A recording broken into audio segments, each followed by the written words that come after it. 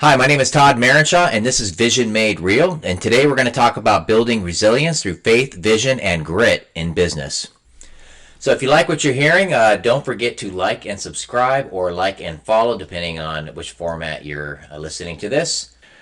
So today's topic is awesome because without this topic, I would not be in business. Here going on 20 years, there has been incredible things that have happened for me and to me.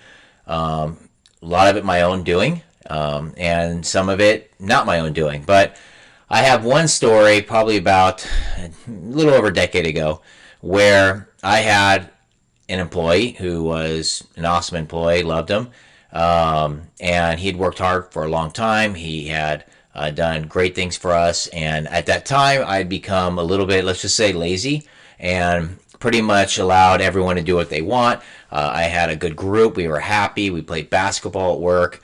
Kind of felt on top of the world.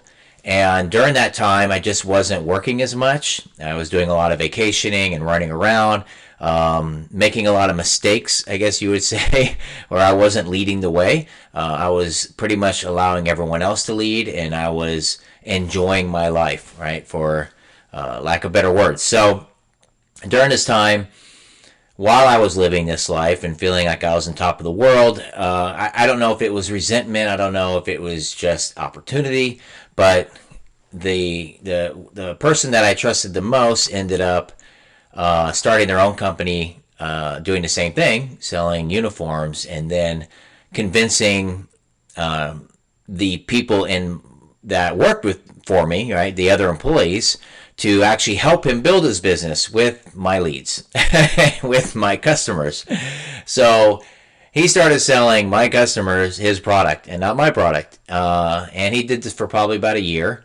And he had built up a great customer base because I gave him all my best customers. And the other reps were also giving him their people that they couldn't close, and he was closing them with his own product as well. And eventually I found out that this was happening, but not until after he had left and essentially taken half of my book of business. It had completely decimated my company, my business. I don't even know how we paid bills. We went from making, I'll just come up with it. I don't want to do too many numbers. Let's just say we were making $150,000 a month, right? And after he left, it probably got cut to $75,000. I don't know if those numbers are correct, but the point being, it was that big of a hit. And then I found out that everyone was helping him do it. That all the people that remained were actually in league and helping him to steal from me. So it was quite devastating, to say the least. This would have been a good opportunity to just quit. Just say forget it, shut it down, sell the business, or walk away. I was so far behind that I couldn't pay my bills. I didn't know what to do. I didn't know where to go from there. So for me, this is probably where my faith journey began, I'd say. Where, yeah, I had grown up, I had Christian values, had gone to church, but I wouldn't say I was living the life, so to say, so to speak. I wouldn't say I was living the life. But at the same time, I knew I was in trouble and I needed to either move on and do something else in life, or I needed to ground myself and start over. And this started my journey, I would say my faith journey, and it helped me understand how to take faith and vision and with grit rebuild. And this wasn't overnight, okay? So I don't want to pretend it was some kind of overnight thing, but years and years it took for me to sit down, learn how to, for me personally, learn how to pray and focus and meditate and learn how to take my vision and my faith and combine it into what I wanted to do in life. And I had to start the whole thing over. And eventually I had to let everyone go, and do a whole reboot of the business. even now, as I look back, I really don't know how I got through it. I don't know. I don't know how I'm still. I don't know how we're still in business. It was really a difficult time, and it was nearly impossible to get through it. And somehow, I'm here today to talk about this. But I will say that it started with me. Instead of blaming the employees, instead of being mad, I had to sit down and say, how did I fail? How did I fail as a leader? How did I fail as a person? How did I fail as as a Christian man? How did I fail? And there was a lot that I was doing wrong, and there was a lot of failure on my end that I could look at. It was, and because of that, I was able to kind of forgive the people that had done that, let it go, and not hold it against them, and be like, I needed to learn this lesson, and now I have, and in ways even be grateful for what happened to me, which I never thought at the time I could feel gratitude towards what had happened to me. So this brought me to one of my favorite scriptures, and that is James 1, verses 2 and 3, which says, "Consider it pure joy, my brothers and sisters, whenever you face trials of many kinds, because you know that the testing your faith produces perseverance." I remember when I had first become a Christian a long time ago that I didn't really understand Scripture. I had read it, but I couldn't figure out how to be joyful in trials, or joyful in perseverance. And it just kind of sounded very foreign to me. Not that I didn't understand the idea, but to apply it to my own life, I didn't think that's something I could probably be able to do. After what happened, I fully understood what the scripture meant. That resilience, right? Not avoiding trials, not avoiding them, because trials are going to come to everyone, right? It doesn't matter what your religion is, what your beliefs are, what your faith is. Everybody's going to get trials. But learning how to embrace those trials and know that when you get through these trials, that you are going to be so much more, that you're going to be so much better, that your company's going to be stronger, that you're going to be a better leader. That if you use this to make changes, to realign, to maybe get a new vision, then man, you're going to come out even stronger. You're going to come out even better in the end. And that's the part that was hard to see at first. But as time went on, and I kept trying to restructure, and I kept refailing. I would hire a new team, and I would just fail again, and I hire a new team, and I fail again, and just kept getting bigger and bigger debt, and just struggling to build that magic I had when I first started the business. Many times I thought about quitting over and over again. I kept thinking, how do I quit? How do I get rid of this business? How do I sell it? So frustrated. I'd just be like, I wish I'd never started this business. There was so much discouragement at that time. But every day I would just get up, refocus, pray, and I get my faith aligned with my vision. And that's kind of the key in this. And this is, vision made real, where that's where I really learned to envision, where will I be in 5 years? Where will I be in 10 years? And then keep working backwards so that I could get through that day, because there was so much darkness. There was so much, it was such a bummer. It wasn't all the parties and hey man, we're winning, and it wasn't like, hey, I'm making money hand over fist and I'm so happy. It was like, oh my gosh, how do I pay my bills? I can't take care of my family. This really sucks, and it wasn't what you see in the movies, I guess you would say. It was very difficult and depressing at times. But that's where I started learning, hey, my perspective needs to change, all right? My vision, I need to be excited that when these trials come up, I need to say, you know what, there's probably a better way to do this. There's a better way to fix this, to make this happen, and I just need to find it. Right? The reason why it's failing is because I'm doing it in a way that's inefficient, that's not the best. And so I would think about it, meditate about it, pray about it, and re-envision what I need to do. And I just kept failing over and over again. I mean, it was really difficult. And then, just as I thought I was starting to get it, COVID came, right, in 2019. And I was in the sportswear business. Obviously, I still am. I have other businesses, but that was my main business. And well, sports shut down, so there was no sports at all for like, I think 18 months or something. Nobody sold uniforms. Like, there was no uniforms to sell. Nobody was buying. Nobody was selling. And I had to repurpose what I was doing into selling masks at the time. There was not enough masks, so I was doing cloth masks. I was essentially doing everything. And again, had to pray, had to sit down. And I remember when COVID hit and all our leads dried up. I had no leads at all. No one coming in, no one calling. I had no way of paying the bills. I was taking care of the family. Essentially, my wife and I both worked together, so we had no income. And I remember just sitting in front of my house drinking a beer, and I wasn't panicking. I just simply didn't know what to do. Didn't know what was going to come next. And I just kind of laughed about it. And I talked to some family, I talked to friends, and they said, "What are you going to do?" And I just said, "I don't know. I have no idea." And I said, "I don't know how I'm going to pay my bills in a day from now. I don't know. I have no money coming in." And during that time, I decided to repurpose my factory and make masks. Like, that came a few days later.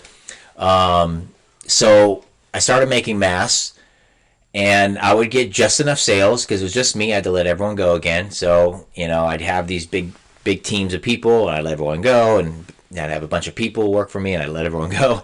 So again, COVID came. I had to let everyone go, and it was just me. And I had one overseas worker who I had just hired right before COVID hit, and I kept him, and I was paying him out of my own pocket. And we would seem to just always get at least one or two deals a month. It's just enough to not go into, a further debt, I guess you could say. Just enough to pay a few basic things, and I could pay my worker that I had from overseas, and that's it. And that's how I survived for 2 years. Then I would get up every day, I would meditate and pray, talk to God and be like, I don't know where it's coming from, I don't know what deals are coming in, I just gonna ask for help today. And I would just focus on, when this is over, man, it's going to be amazing. I'm going to learn so much. I'm going to learn so much from these trials that I will be able to rebuild and get a new team, and I'm going to do it the right way this time. And that's what kept me going. I kept using my vision of the future, of what it's going to be like when I get through this, the lessons I'm going to learn. And somehow, some way, every month, a deal would come in. A deal would come in for the government would call, and I'd get 10,000 masks that I would do for them. And then the next month, somebody who's trying to take care of their school would call, and I'd get 1,000 masks from them. And I just kept selling these cloth masks, and from our factory, just to do something, right? Just to try to help people and make it through this. So that was, I went from learning about enjoying trials, even though they're horrible, to going through from one horrible trial to even a worse trial with COVID. But during the COVID trial, it was so much different than the first trial, where I was so angry and bitter at first, and I had to work my way through it. During the COVID trial, I was resigned, and I just knew somehow, some way, that I would make it through. Somehow, some way, I was going to get through this, and I was going to succeed again, and I was not going to stay down. But if I hadn't gone through the first trial, where half my business was gone, I would have never made it through the second trial. So there was always a plan. I always believe that there's a plan. There's, through every bad trial, there is a plan that God has for you. There's a reason for that happening to you, and it's very hard to see at the time, because you feel terrible, you feel depressed, you feel like God's against you, God hates me, all these thoughts come in your mind. But he knew I needed this trial to get through the next trial, because the next would be so much harder. Yet I didn't even feel that it was so much harder. I just felt like God will provide. I don't know how. But that faith came from the trial I had before and learning to keep a vision in my head for the future and what it's going to be and how this is going to help me. And then when COVID came, I kept this vision in my head of how I'm going to rebuild yet again. So here I am on really my second major rebuild after COVID.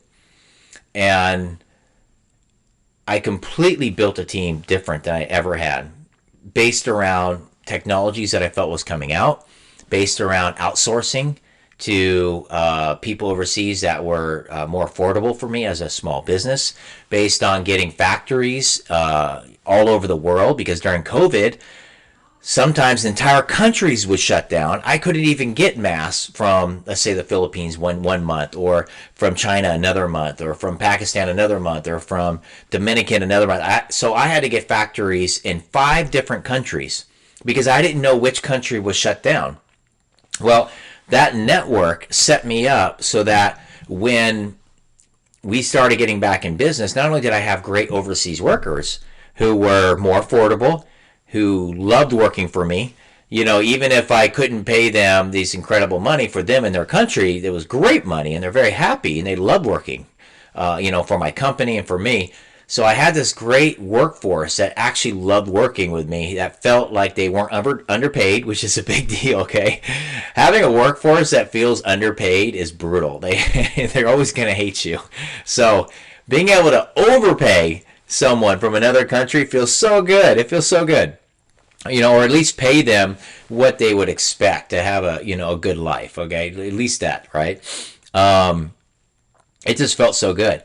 And now I had contacts in every country. Before, I just had contacts really in one. Like, I was focusing, I had one country, one factory, one everything. I came out of COVID with 5 different factories in different countries. And I had, I think, 3 or 4 overseas workers that were incredible, who I loved. And I had I had debt, but I could pay my debt because I didn't have massive overhead. I cut everything down. I didn't have an office anymore. I didn't have to pay, these crazy exorbitant rent prices. I didn't have to really do half the stuff that I did before, all the different insurances. And also when you have overseas workers, you're not paying for all these extra taxes for them. It's not just about paying workers here. It's about paying their taxes on top of paying the workers here. And it gets really expensive really fast. So I didn't have to worry about that either. And all of that made it possible for me to stay in business. Even if I was rebuilding, I had to literally, when COVID was over, I was rebuilding a business from ground. It was like a brand new business. So even if I'm like, oh, I've been in business 20 years, it didn't matter. All my clients from years ago, many of them had just moved on from coaching. They weren't around anymore. I hadn't had leads in years. It was a brand new business. I was starting over, a brand new business with a ton of debt. Okay? So I had all this debt, no leads, no prospects, and really no funnel, and I had to start over. But I was able to do it, okay, because I learned so much during that time, and I had all these great factories I could use now, and I had great overseas workers that I could use. And this is all stuff. If I didn't keep the end vision, if I didn't say, man, look at all I'm learning, look at how much greater I'm going to be when I get out of this. This company can finally be what I always envisioned it would be, yet I failed to make it after this is over. If I didn't have that end goal, that end vision in mind, I would have failed 1,000 times over. I have no business being in business still. I should have been bankrupt 100 times over, like no joke, 100 times over. And somehow, some way, I've made it through. And all my trials, all those trials that I went through, made me a better leader, a smarter leader, more compassionate leader, someone who tries to lead first, right? To lead by example and not slack off while everybody's working. Yeah, I was a bit lazy. Okay, so somebody who always is learning, right? I developed a learner spirit. Okay, and I'm going to tell you that right now. If you want to be an entrepreneur, you need to be a learner. Okay, it's essential. Every year I go to like tech conferences. I'm not a tech guy. I'm really not, but I go to tech conferences. I learn about the latest AI. I am right now, even right as we're speaking, right now I'm learning Python.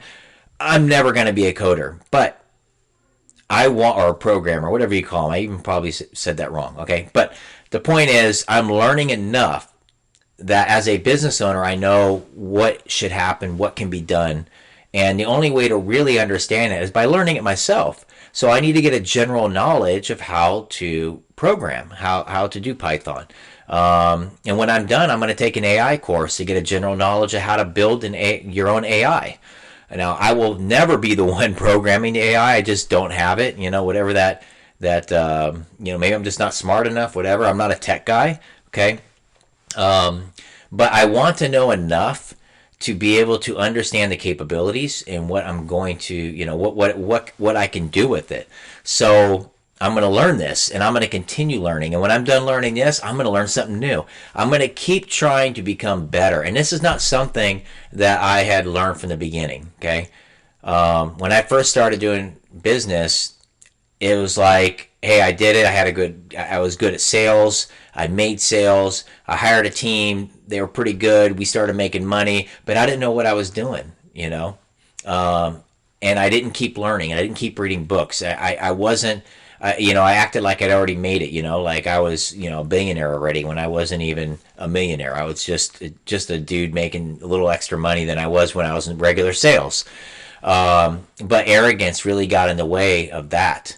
But all those years of humbling and resilience, right, which we're talking about now, right, grit, right, all those years of building grit taught me something, that you got to be a constant learner.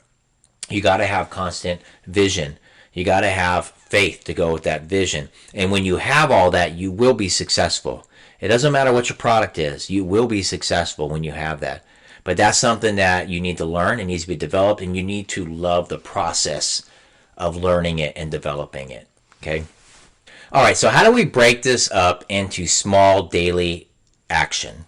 All right, so that's the practical side that I want to talk about a little bit today. So when you are breaking this up into small daily action, what does that mean? That means you're going to have a plan, right, for your employees, and how you're going to take care of them, and how you're going to teach them resilience, how you're going to teach them to get through problems and issues, how you're going to teach them to think about the customer. Not with contempt if you have a customer that's complaining a lot. Not with anger. How are you going to teach them to get through it? That means you think about your customers and what they're going through each day, and what would they like, and what are pain points they may have in buying your product. What are things that they may wish that you had with your product, and if there's pain points, why aren't you trying to fix them? Okay, think about that. What is it my customers want? How do I make their life easier? All right, these are daily things that you can do. All right, so you have an overall vision. I want to be, I want to be the next Nike, whatever it is. I want to be inspiring the youth, right, to be greater in their life. And well, how do I get there? Well, let's just break it down to simple steps. All right, day by day, and each day you need to be thinking, what are the pain points? How do I fix them for my customer? Right? For your employees, what are their pain points? How do you fix your employees' pain points, right? What is it that they're frustrated about? Do they not like your system? Do they not like the way things work? Is it difficult to put orders in? Is it difficult to deal with customers?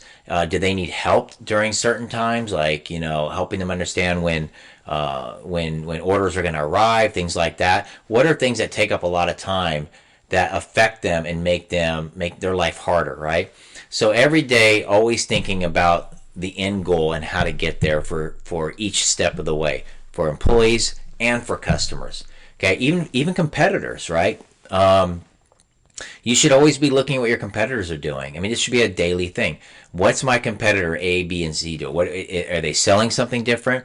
Are they giving a certain promotion or a promo out there? Are they are they known for something? Right? Do people know them and say, oh, I love them because they do blank, right? Find out what your competitors are doing that's successful. Are they just copying each other? Is everyone just is a sea of sameness? If so, how do you differentiate yourself? How do you make a niche out of it, right? Or niche, or I don't even know how you say that right. But how do you make your own little, niche out of that issue, right? If everyone's doing the exact same thing, then you should be able to find a way to exploit that.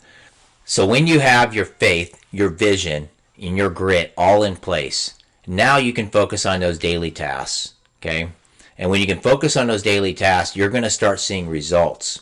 And when you start seeing results, it's going to keep building your faith and your vision.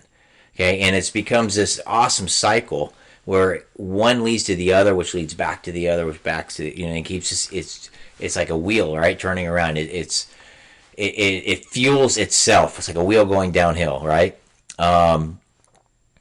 And it's inspiring, and it feels great to see your sales continue to increase, to see that all the effort you're putting in is now paying off, and you're starting to become what you envisioned years ago, right? And now that you're becoming that, you have new visions, and in a year from now, as you're becoming that, right? It's just so fun. It's so amazing, and it's why I would never want to be anything other than an entrepreneur, because as an entrepreneur, you make visions reality.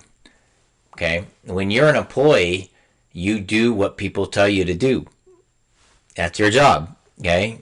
You're going to do what people tell you to do, and then you're going to go home and try to forget you work. When you're an entrepreneur, you get to dream and envision, and then you get to go make it happen. It's incredible. It's the best job in the world. Okay? I wouldn't change it for anything. Now, it is also one of the most stressful. I do have some gray hair from the from the stress of being an entrepreneur, but I would not change it for anything. Okay? It is amazing in more ways than one. So all these trials have taught me one main thing, and that's to value people. Value my employees, value my customers, value my competitors, and the things that they teach me. To treat everyone, right, a certain way, to treat everyone with how I'd want to be treated, right? It's a golden rule. But to really just think about people on a daily basis. And when you do that, it's hard to fail. It's hard to fail when you've created this value system with people. Also, the other thing it taught me is to have a resilience plan, right? I always have to think about 2 years, 3 years, where are we headed? Right now, right? What's the big thing right now? AI, okay? Let's just be honest. It's AI. AI is the thing, okay? If you're a business owner or thinking about getting into business and you're not incorporating AI in some way, shape, or form, you're behind. All right? I'm just going to say it right there. You're behind, and soon you'll be in trouble, okay? Your entrepreneur days are going to come to an end really fast if you're not incorporating AI.